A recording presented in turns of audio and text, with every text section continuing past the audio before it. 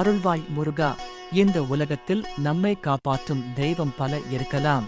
ஆனால் மனதில் இருந்து அழைத்தால் உடனே அருள் தரும் தெய்வம் அவர்தான் முருகன். முருகன் என்பது வெறும் ஒரு கடவுள் அல்ல.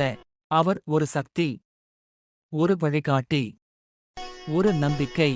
ஒரு காலத்தில் ஒரு மனிதன் வாழ்க்கையில் மிகவும் கஷ்டப்பட்டான். எதையும் செய்தாலும் வெற்றி இல்லை, பணம் இல்லை, மன நிம்மதி இல்லை.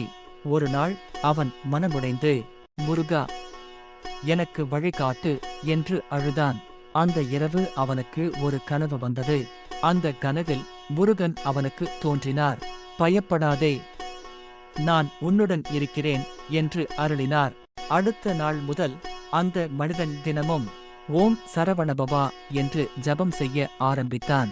சில நாட்களில் அவன் வாழ்க்கை மாற ஆரம்பித்தது. அவனுக்கு வேலை கிடைத்தது, மனதில் அமைதி வந்தது. இதுதான் முருகன் அருள். நாம் உண்மையாக நம்பினால் முருகன் நம்மை ஒருபோதும் கைவிட மாட்டார். இப்போது நாமும் சேர்ந்து சொல்லலாம்: ஓம் சரவணபவா, ஓம் சரவணபவா, ஓம் சரவணபவா. இந்த மந்திரத்தை தினமும் 11 முறை சொல்லுங்கள். உங்கள் வாழ்க்கையில் நல்ல மாற்றம் கண்டிப்பாக வரும். முருகன் அருள் எப்போதும் உங்களுடன் இருக்கட்டும். வெற்றிவேல், வீரவேல்.